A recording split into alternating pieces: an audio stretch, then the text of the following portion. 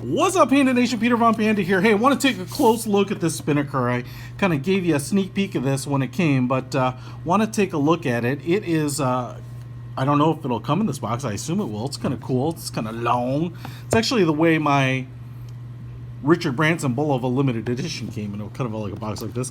Magnetic front, and then it opens up like this. So check it out at spinnakerwatches.com. You can order this at Spinnaker Watches. I'll put a link to this particular ordering page in the description, but let's just open it up here and take a peek. So here it is. This one's called the Fleuss. I think I actually misidentified it in an earlier, or in my sneak peek, but it's named after Henry Fleuss. I believe he's a British gentleman, and 1800s, believe he effectively invented the first rebreather, basically known for the invention of the scuba tank. I think there's also some controversy out there that he was killed while using one of his breathing tanks, but I believe that is not true. I think he was injured at one point, not by the tank, but by some overzealous assistants pulling him out, if I know my history right. As you know, scuba stands for what? Yeah, self-contained underwater breathing apparatus. Now, I love when you say scuba and people recite the long technical term for scuba. It's like nobody knows that. It's also like when people say insanity is just doing the same thing over and over again, expecting different results. Yeah, everyone gets it. But you know what everyone doesn't get? Spinnakers. And do you know that that's a shame, because the Spinnakers I've had have been really, really awesome. So here's the Fleuss. It's a beautiful looking watch. It actually comes in a variety of color schemes. This one is obviously green. Kind of has this, I don't know, it's not like an olive drab. It's kind of like this antiqued vintage green, kind of crackling leather.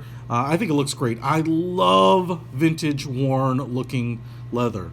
To be honest, I would love for them to make more leather look like that. I just love what we call distressed leather. I remember seeing a couch when I was a kid that was all in distressed leather, and I was like, that is so wicked awesome. So I love this look. The green is kind of interesting. It's kind of like an alfalfa or a wheatgrass color. It's dark. It's really dark. It actually, at a glance, it might not even look green, but the dial and everything is more green. 22 millimeter band, I believe, and it looks like we have some kind of off-white stitching, kind of holding the ends together here, and some stitching down here. The black Spinnaker brushed buckle up there, which is obviously very nice, and Spinnaker emblazoned on the bottom. And as you can see here, if we take a look at the steel case, stainless steel brushed finish, also in black, beautiful. 44 millimeters. It's a perfect size watch in my opinion. I love the 44 millimeter size. I know it might be a little large for some, a little small for others. It is what it is, but I love 44 millimeters. Now, what's interesting is when I gave a little sneak peek of this, some people saw the bezel here and said, oh, is that ceramic or aluminum? It's not. It's acrylic as far as I can tell. And let's go in on this, because this is probably maybe the most unique thing about it, is you can see it's raised and curved. And so what you have is like a bezel with all of the markings, the color and all the markings, and 15 minutes marked off, 10 minutes right there, obviously, diver's watch motif, but then it's filled apparently, or laid in there with this acrylic, and so it's not a metal bezel at all. And as you can see, it's a little kind of like a life preserver, a little round, and then you've got the crystal kind of flush with it, or maybe just a little bit raised over the bezel, and then you have some notches on the bezel so you can get a hold of it, because the bezel should be unidirectional. So I'm trying to turn it clockwise here, no go. Counterclockwise, you can hear solid distinct clicks.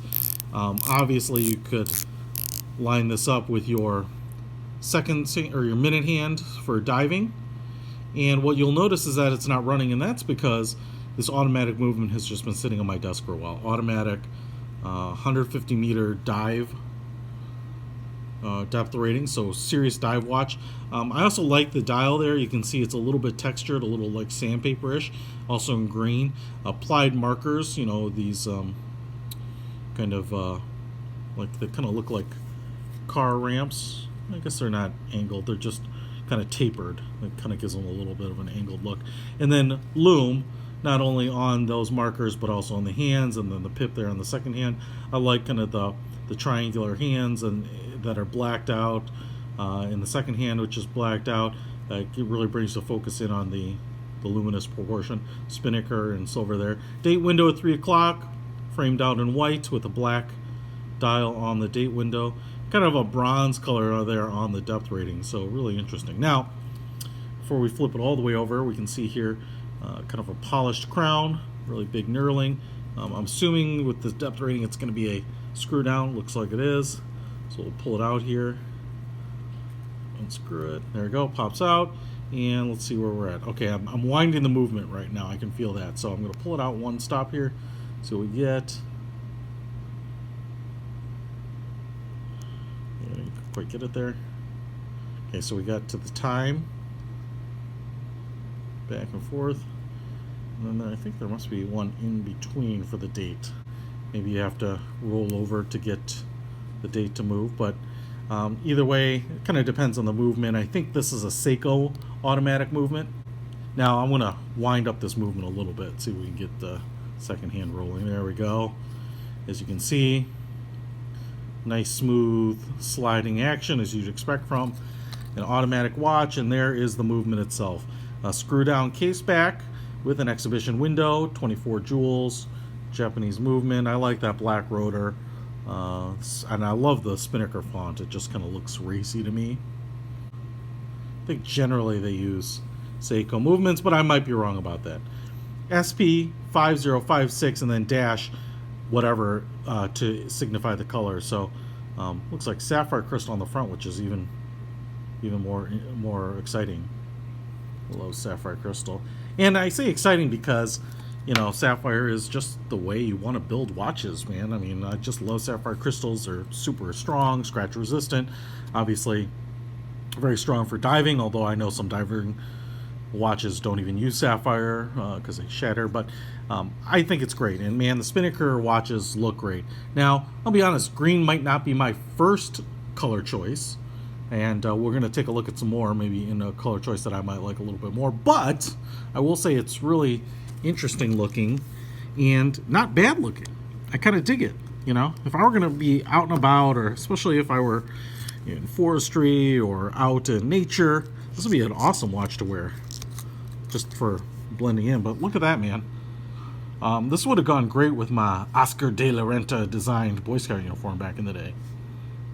Man, I love it. That 44 millimeter style looks great. I mean, it reminds me a lot of my Tag Heuer Aqua racers and things like that. It's just, man, it wears well. It hugs the wrist well. You can see the lugs have a nice curve to them. I love the black kind of subtle look of the case and just a little bit of color, man. It looks great. And I'll be honest, the Spinnaker watches have been phenomenal. You know, I put them in my watch box for a reason. And even the limited edition Amalfi, you know, which is a quartz watch, which is not something I normally load up on in my collection. I just think, man, it looks great. So the guys at Spinnaker, the people designing there at Spinnaker, I think are just doing a bang up job. I love the fact that they are just kind of pumping out new designs. It's really awesome. You know, so many watch companies, especially, you know, what you'd call a micro brand, tend to, you know, build a particular watch and reuse the same case, the same dials, whatever, you know, because tooling up and manufacturing and designing and getting something else into production is tough. I'm not poo-pooing that. I will say this band is super thick, though. It's actually pretty soft, but it's super thick, and so it kind of makes getting it on and off just a little bit tough. But you know, these bands this thick, which could be 3 or 4 millimeters thick, can tend to be really, really stiff, but not on Spinnakers. They've got it worked out. So good on you, Spinnaker. I'm going to show you some more coming up here soon, but I really like it. Like I said, follow the link to buying it, and then also remember PVP30 should get you 30% off the retail list price of some of these. So hopefully that works. Save yourself some bucks. I use it. Peter Von Panda out.